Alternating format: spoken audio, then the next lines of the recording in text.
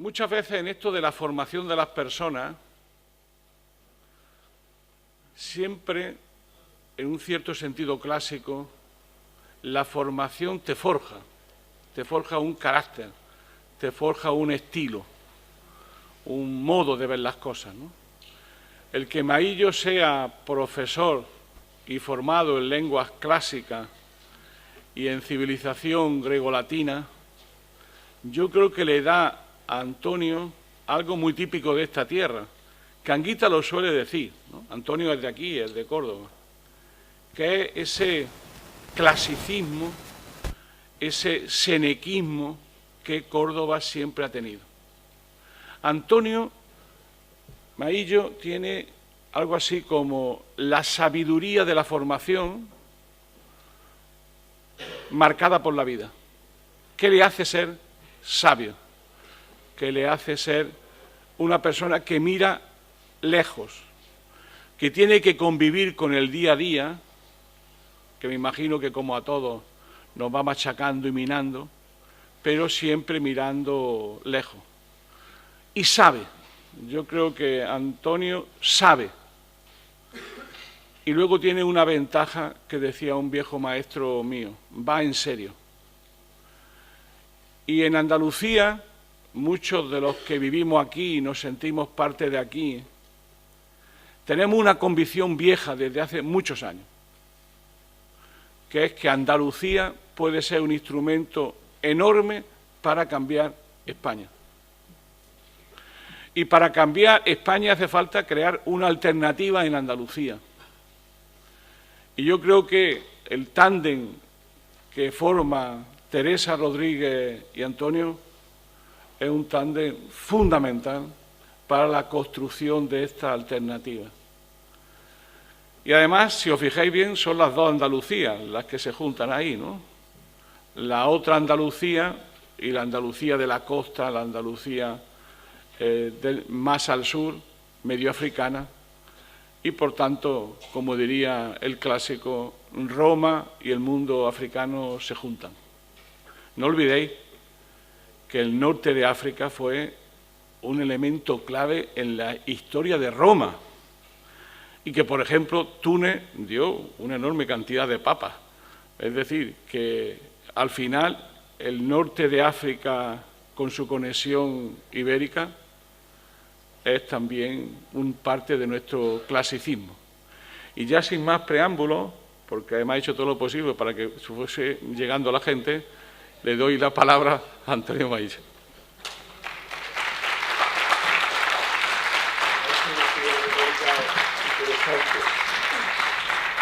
Bueno, buenos días. No voy a aplicar la captatio benevolentia que ha hecho Manolo Monereo en su intervención, con una consciente ralentización para ver si de manera creciente se iban incorporando quienes desde la tardanza se han levantado hoy más tarde de lo que tocaba la jornada.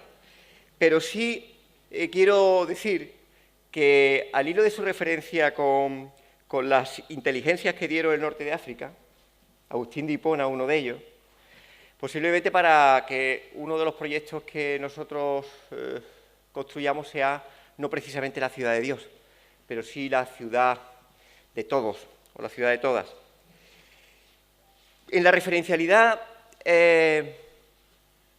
hispanoafricana, me gusta esa unión que nos define a los andaluces, hay una persona como Juan Goytisolo, que vivió muchos años en un barrio en el que tuve la ocasión de estar antes de ayer para celebrar los 40 años de una asociación de vecinos muy luchadora y muy combativa que ha hecho tejido social, que ha construido unidad popular en un microcombos como el barrio de Las Chancas, para citar a un escritor almeriense que no sé si lo conocen muchos de ustedes, se llama Agustín Gómez Arcos, fue un exiliado, apenas conocido en España, pero cuyos libros son lectura obligada en los liceos franceses.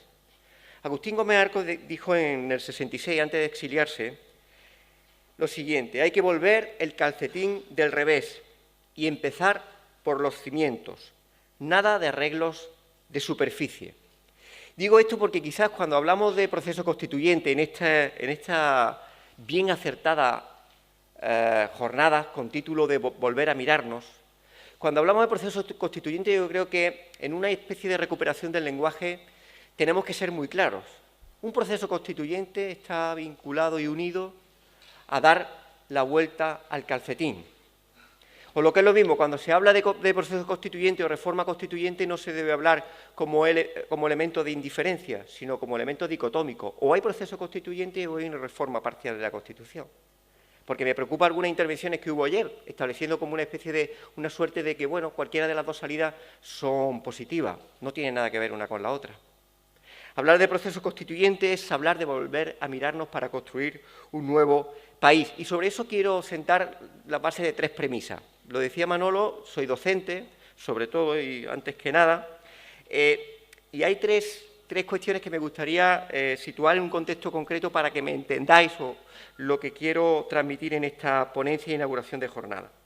La primera, la experiencia de gestión de conflictos en institutos de secundaria nos hacen ver que hay 2 claves para funcionar en la gestión de conflictos entre 2 alumnos en un instituto, entre 2 adolescentes o entre profesorado y alumnado, o también en la comunidad, es decir, para la política, que es la empatía y la asertividad. La empatía, el ponerse en el lado de otro para intentar comprenderlo y, por tanto, exigir al otro que también se ponga en el lado de uno. Y la segunda, la asertividad, es decir, una vez resuelto el conflicto o concluido, tener muy claras cuáles son las conclusiones y la hoja de ruta que hay que desarrollar y sobre la cual todo el mundo tiene que estar haciendo piña. La primera, la empatía, tiene que ver con el concepto de la autoritas, la autoridad moral, el poder entendido como autoridad moral que se vincula a la trayectoria de los agentes, a la credibilidad que da, la ejemplaridad, que es uno de los conceptos que se han abandonado en el campo de la izquierda, y la asertividad, al otro concepto de poder que existe en el latín, que es la potestas. El concepto de autoridad es un concepto mucho más vertical, más formal. Digo al hilo de la clave que decía Rafa Mayoral ayer sobre el concepto de poder, la resignificación de poder y qué cosa sea eso. Bueno, pues los latinos, por ejemplo, tenían 2 conceptos diferenciados para llamar poder, la diferencia de la autoritas y la potestas. Los procesos constituyentes están vinculados intrínsecamente y estrechamente a un proceso de autoritas en comunidad, a un proceso de relevancia de la ejemplaridad y a un proceso profundamente participativo, sin el cual no lo es. Segundo concepto, primero de poder, con todas sus variables. Segunda cuestión. Vengo de la docencia y en la docencia sabéis lo que ocurre, que es más importante el proceso educativo, muchos y muchas de vosotros que sois colegas que veo aquí lo entendéis, que el resultado. Un alumno puede tener una calificación formal en su acta de resultado de sobresaliente, notable o bien, pero el proceso que va a permitirle crecer y desarrollarse posteriormente no va a ser esa calificación, es el proceso de aprendizaje que dio lugar a ese resultado, sea cual fuera. Un proceso constituyente tiene mucho que ver, como su propio nombre indica, con la elaboración de ese proyecto. Y, por tanto, me lo decía ayer Julio y yo coincido con él, casi es más importante el proceso que el resultado que de él se derive. Si el proceso es bueno, el resultado lo va a ser. Pero si el resultado es bueno, pero el proceso no, ese resultado se desempoderará y se desactivará con la correlación de fuerzas actualmente existente en la sociedad. Y el tercer concepto, la necesidad de que en este proceso de conciencia colectivo, decís mucho de vosotros resignificar, a mí me gustaría reconquistar o recuperar lo genuino del lenguaje, un lenguaje y una lengua absolutamente perversa en esta batalla cultural por ganar el relato de la crisis. Por tanto, en recuperar el lenguaje está una de las claves de la batalla cultural, sin la cual no puede haber un proceso constituyente exitoso. Y sobre ese cuidado de la palabra también está la clave de la recuperación de esa batalla cultural. Y lo diré unido a quienes, no siendo andaluces, podéis intentar, a través de mi asertación, en qué consiste esta tierra y cuál es la configuración que ha dado a que seamos sujeto político y por qué tenemos la estructura económica y social que tenemos. A lo mejor tiene mucho que ver con aquello del concepto que llaman algunos de reconquista y otros de conquista. Digo esto porque hablar de proceso constituyente es hablar de un proyecto de nuevo país. Y en un proyecto de nuevo país, una debilidad. ¿Qué nos ha pasado a la izquierda europea? No es el objeto de nuestro análisis, pero evidentemente algo nos ha pasado en la izquierda europea, algo que nos ha hecho que no estemos en el centro de la hegemonía ni cultural, ni social, ni económica en estos momentos. Es más, en la expresión del conflicto catalán nos ha dejado en lo que los lingüistas estructuralistas definían, que muchas veces decían que el signo lingüístico, la palabra, se definía no por lo que era, sino por lo que lo era. Y muchas veces yo me he sentido que en el desafío catalán o en el conflicto catalán no hemos definido como un signo lingüístico, como lo que no somos. No somos independentistas, no somos partidarios del 155, ¿vale? Eso está muy bien, pero ¿qué somos? O lo que es lo mismo, un proceso constituyente tiene que estar unido a un proyecto positivo de país, no a lo que no somos por lo demás. Ahí no hay proyecto, ni hay pegamento sobre el que se puede adherir la mayoría social. La mayoría social se adhiere si hay un proyecto positivo que se convierte en el centro de la alternativa. No si hay un proyecto que se define por la negación de lo que somos. Si vamos todo el día diciendo que no somos independentistas y vamos todo el día diciendo que no somos partidarios del 155, lo que estamos diciendo es que no tenemos proyecto político. Por tanto, el reto del proceso constituyente es también y sobre todo un proyecto de país que pueda vincular mayorías que nos trasciendan, porque si no, no tendremos proyecto de país. Y ahí, y a los míos me dirijo y a los que no son míos también, el abrir las puertas de la mentalidad y de la necesidad de acumulación de fuerza y de alianzas, no sobre los esencialismos, sino sobre una alianza estratégica profundamente práctica para cambiar la estructura social y económica de nuestro país. Y en este proceso constituyente, y por último, una nueva cultura política. Y en esa nueva cultura política, un nuevo modo de estar en política. De la profesionalización ni hablamos, ya, superado. Y a quienes nos tocan ser dirigentes en este proceso, por cierto, del que no vamos a salir indemnes, vayamos interiorizándolo, no vamos a salir indemnes. Si lo conseguimos, serán otros los que tendrán que relevar, porque vamos a salir hechos mixtos los que nos toca llevarlo a cabo desde nuestra responsabilidad en estos momentos. Una nueva política del recambio o de la naturalización de los relevos de los liderazgos. Por tanto, quien esté pensando en hacer carreras políticas de enlace, se vaya olvidando. Tanto los viejos como los nuevos. Aviso. Vayan olvidándose de eso. Y sitúanse en la mentalidad de que lo que estamos haciendo es un servicio a este país y que nos toca un momento de cambio y de transformación del que no vamos a salir incólumes ni indemnes. ¿Y qué papel, entonces, puede aportar Andalucía en este proceso? De proceso constituyente, de alianza, de nueva recuperación del lenguaje. Pues Andalucía, lo adelantaba Manolo, que además ha tenido quizá en su columna vertebral del discurso a lo largo de todos sus años y toda su trayectoria, esa base discursiva de Andalucía, como él mismo dice, como centro de aglutinación, Andalucía como espacio de encuentro, Andalucía desde la autoritas que le permitió el proceso constituyente movilizador y de fundación como comunidad, como realidad nacional, el 4 de diciembre, desde una identidad múltiple, desde una compatibilidad de identidades, desde un no frentismo activo, ser un espacio de encuentro. A lo mejor nosotros somos el nuevo centro de nuestro país, de este proyecto común que llamamos España. Porque el 4 de diciembre, queridas amigas y amigos, del que se celebran 40 años, fue un proceso de construcción de poder popular que se tradujo en una ruptura del guión de la transición y en un condicionamiento de la elaboración de la transición.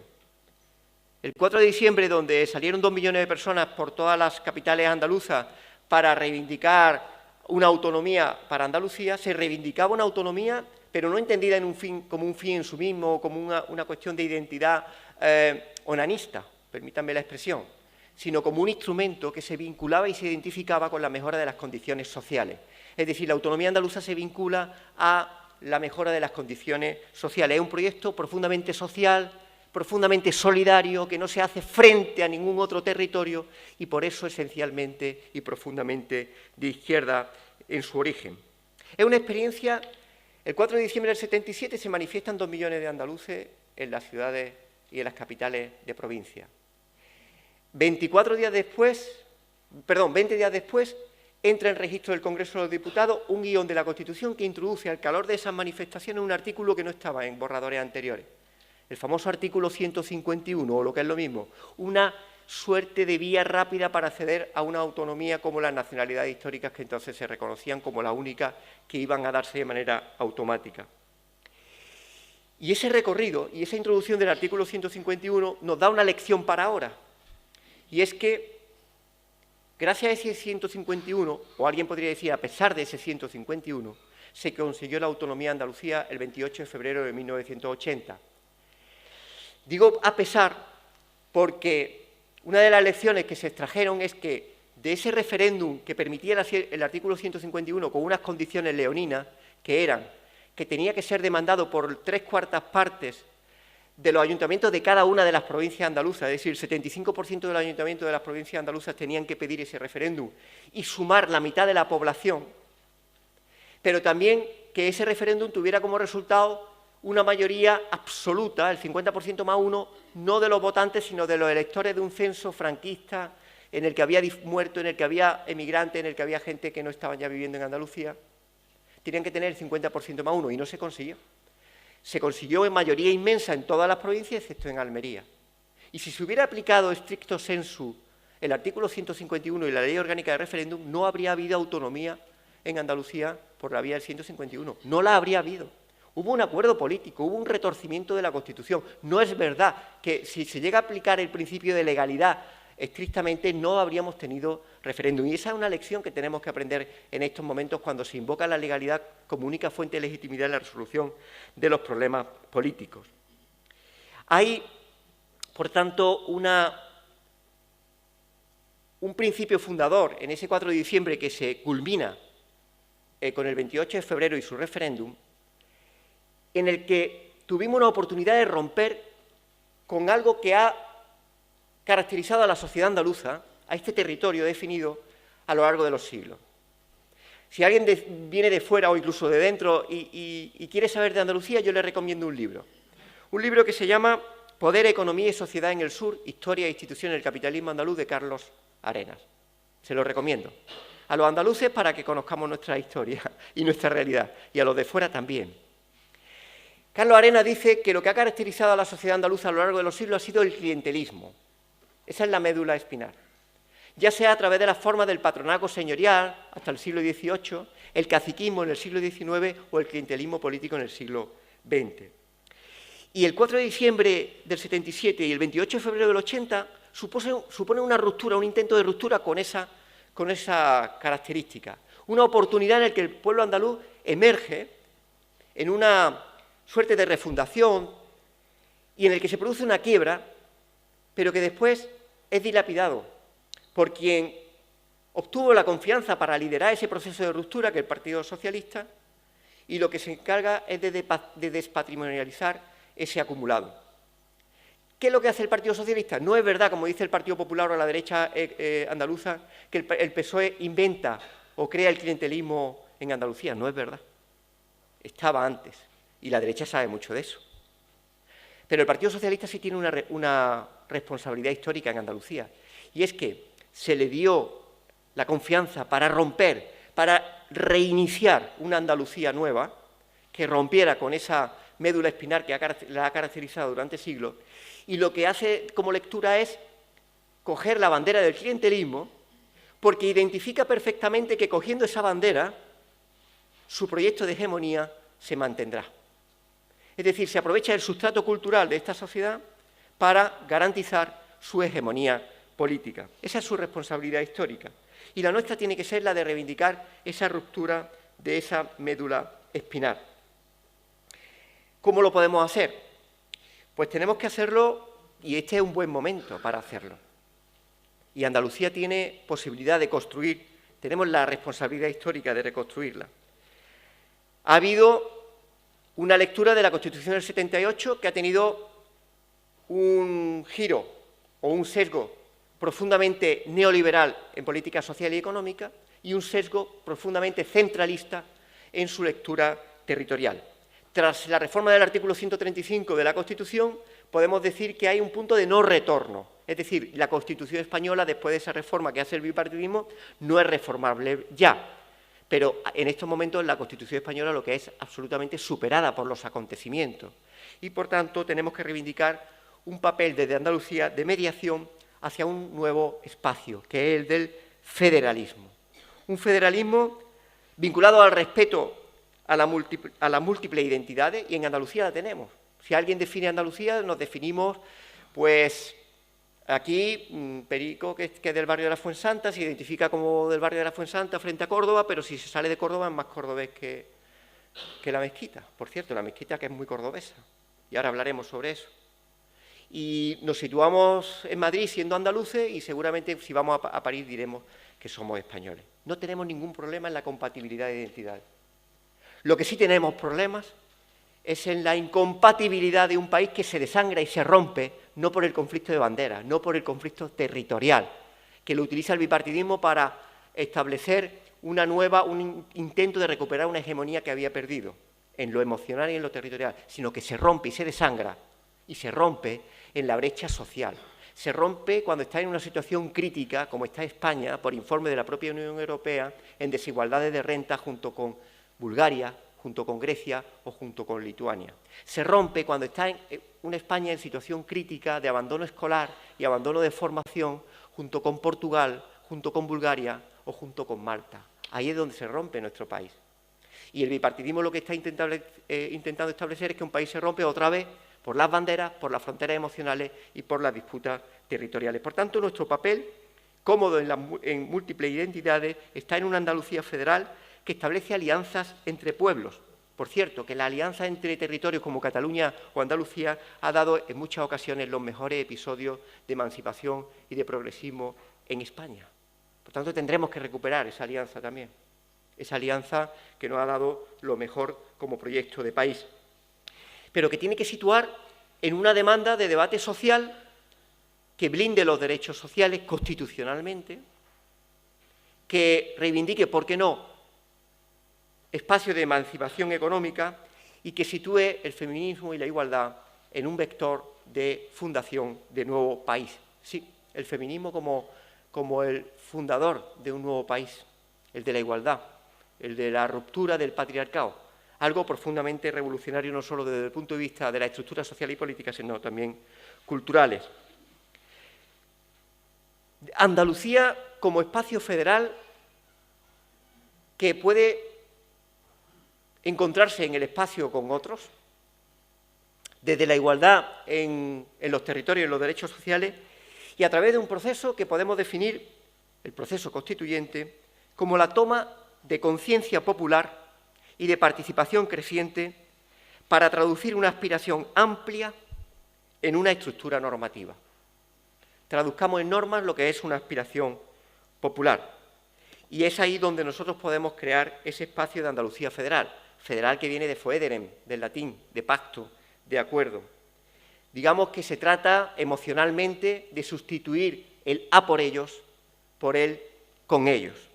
García Linera lo decía muy bien, el vicepresidente de Bolivia. Una sociedad es tanto más democrática cuantas más personas no solo participan en la política, sino también en la decisión de las maneras de participar, en las prerrogativas de la participación y en la ejecución de las decisiones que involucran a todos. No hay mejor definición de proyecto constituyente que la que, desde mi punto de vista, acabo de citar en esta reflexión que hace García Linera.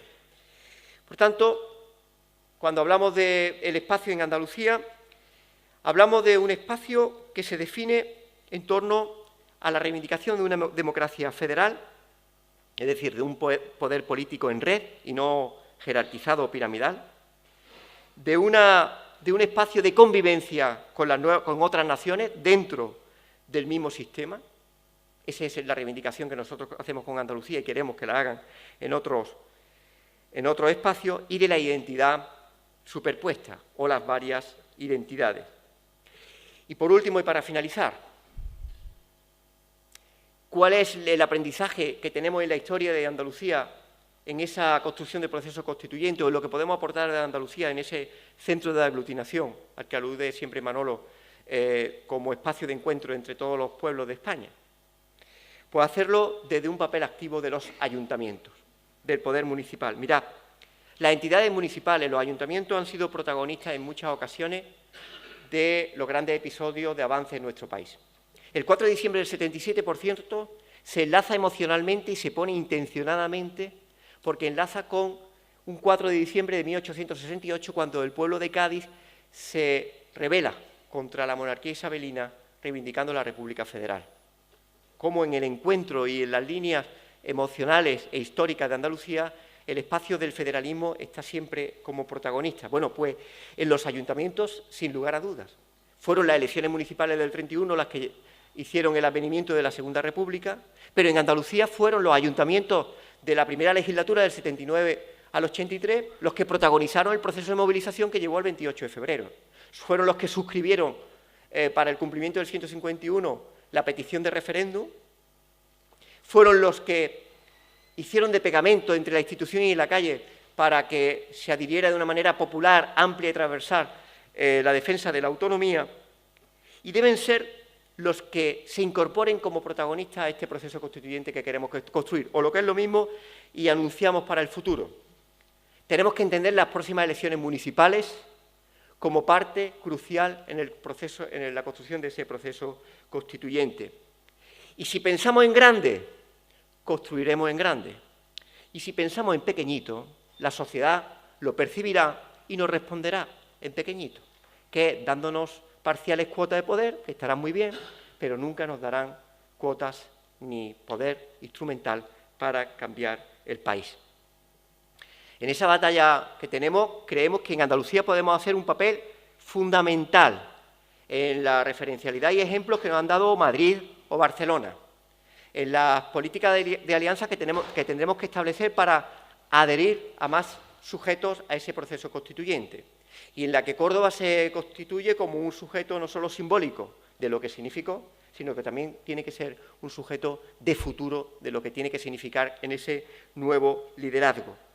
Hay una película que os recomiendo, vamos recomendando libros, películas, Spotlight, sobre los casos de pederastia en Boston, en la diócesis de Boston, no sé si la habéis visto, y la reflexión que hace el director del Boston Globe cuando se encuentra ante una información que era una bomba. Le dice a sus periodistas, las tres condiciones del buen periodista, y podemos aplicárnoslas como tres condiciones para este proyecto político, deben ser la integridad para resistir los ataques del sistema. Integridad, eso es un aprendizaje que tenemos. ¿A alguien se le podía ocurrir que cuando tú disputas y tú no quieres entrar en los nuevos consensos de la Constitución del 78, nos iban a abrir las puertas y a recibir con la alfombra roja? La criminalización del compañero Pablo Iglesias es una criminalización anecdótica, ¿no? Es la expresión de quien saben que está en el foco del simbolismo de ese proceso de ruptura. Por tanto, vamos a hacer una lectura adecuada, los que sean de Podemos y los que seamos de otros sitios, de que le toca al compañero Pablo como le puede tocar a otros si le toca liderar ese proceso, que no es una cuestión de simpatías o antipatías, que es que el sistema ve en él la plasmación de esa amenaza. Por tanto, estamos en una fase de integridad para resistir las trampas, los ataques y las agresiones del sistema. La segunda condición para el buen periodista y para el buen responsable político, el espíritu de servicio público. Cuando la gente lleva tanto en política o piensa llevar tanto en política, lo digo por los que han descubierto las mieles de estar en la representación, se les olvida al final el por qué estamos ahí. Cuando hablamos de servicio de espíritu de servicio público, tiene que estar vinculada a una temporalidad de la responsabilidad de carácter institucional o de primera línea. Y por tanto de la cultura del relevo, la cultura del recambio, la normalización del relevo de los dirigentes, a todos los niveles. Porque se nos olvida, compañeros y compañeras, porque estamos aquí. Y estamos aquí por un espíritu de servicio público, que es lo que nos debe mover a construir en grande y a pensar en grande para construir un proyecto político que sea digno de esa altura. Y el tercero, hacer un discurso que respete la inteligencia de la gente. A eso he intentado dedicarme estos 20 minutos que espero que hayan sido útiles para abrir la jornada y para desperezar las conciencias y los cansancios de un sábado noche. Muchas gracias.